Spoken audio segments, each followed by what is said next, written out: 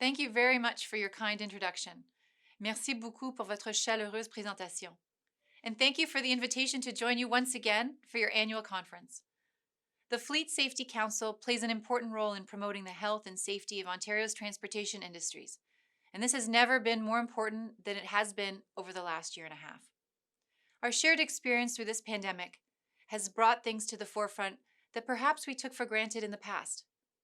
Le Fleet Safety Council joue un rôle important dans la promotion de la santé et de la sécurité des industries du transport de l'Ontario et, au cours de l'année dernière et demie, votre travail a été vital. Notre expérience commune au cours de cette pandémie a fait ressortir des choses que nous tenions peut-être pour acquises par le passé. Prior to March 2020, we all knew that roads and subways, highways, and commuter buses were important. And maybe we took rest stops and open borders for granted. It wasn't until the pandemic hit and these things were called into question that it became really clear just how much every aspect of life in Ontario depends on a smooth running and efficient transportation network. And it also became clear how things we might have thought of as peripheral, rest stops for instance. Who hasn't driven past one and thought, well, we can stop at the next one, are must-haves rather than nice-to-haves. So while we moved to deal with the public health aspects of the pandemic, the Ministry of Transportation was also working to ensure that people and essential goods could still move around the province safely and reliably.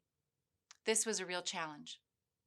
We had to make sure that the borders remained open for essential commerce and that the individuals moving those goods could continue to get back and forth. And we had to ensure that they had access to adequate rest facilities, meals, and washrooms along the way. We worked to make sure that all en route locations remained open and accessible. We added parking and washroom facilities at inspection stations, lay-bys, and rest areas. And we introduced a new trucker mode on the Ontario 511 app so that truckers had the information they needed to do their important work and to stay safe, fed, and rested. Truckers have had our backs throughout the pandemic, sticking to their routes and delivery schedules. Essential frontline workers who ensured that the rest of us had the goods that we need, whether they were critical medical supplies, construction supplies, groceries, electronics, and everything else that we needed to deal with life in a pandemic. We could not have got through this pandemic without the work you did and continue to do. For that, on behalf of Premier Ford and all Ontarians, thank you. Les camionneurs nous ont soutenus tout au long de la pandémie, en respectant leurs itinéraires et leurs horaires de livraison. Des travailleurs de première ligne essentiels qui ont fait en sorte que le reste de nous ait les marchandises dont nous avons besoin, qu'il s'agisse de fournitures médicales essentielles, de matériaux de construction, d'épicerie, d'appareils électroniques et de tout ce dont nous avons besoin pour mener notre vie en situation de pandémie. Nous n'aurions pas pu traverser cette pandémie sans le travail que vous avez fait et que vous continuez à faire. Pour cela, au nom du Premier ministre Ford et de tous les Ontariens, je vous remercie. The pandemic isn't over yet. This is true. But we are making great strides at rolling out vaccines across the province. And as more and more people continue to get their shots, if you haven't got yours yet, now is the perfect time to book one. We must begin thinking about the future. Before the pandemic, the 401 was the busiest highway in North America. And in the stretch that runs across North Toronto, nearly 3 million hours a year are lost by people sitting in traffic jams. The congestion in the Greater Golden Horseshoe costs an estimated $11 billion each year, adding $400 million to the cost of goods in the region. On top of that, congestion has its own costs on the environment.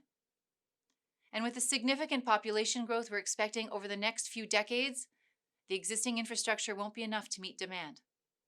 So our government, under the leadership of Premier Ford, is working to build an integrated and smart transportation network that will be ready to meet the needs of Ontario's growing population.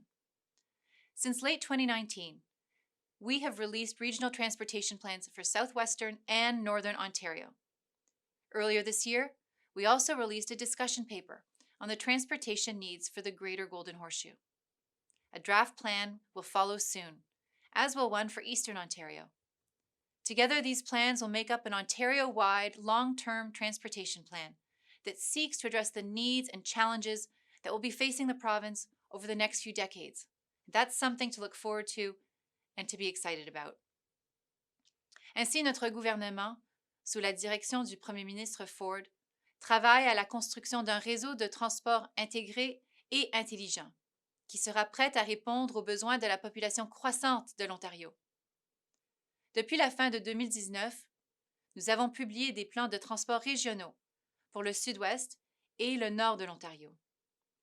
Plus tôt cette année, nous avons également publié un document de travail sur les besoins en transport de la région élargie du Golden Horseshoe, et une ébauche de plan suivra bientôt, tout comme celle de l'Est de l'Ontario.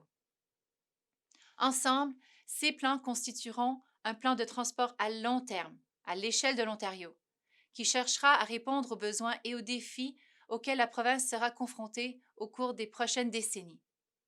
Et c'est quelque chose dont il faut se réjouir. In closing, I'll just say that it's almost impossible to overstate the importance of transportation to the physical and economic health of our communities. No matter where you look, every aspect of our lives depends on a smooth-running and efficient transportation network. Because of that, because it is so ubiquitous, it fades into the background, and the daily struggles of crowded trains, clogged highways, late shipments start to seem like forces of nature.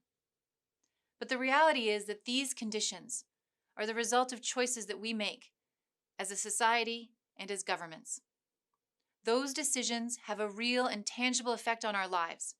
They can swing the balance about whether or not a company chooses to do business here, or the difference between whether you're stuck in gridlock or can make it home in time to have dinner with your family.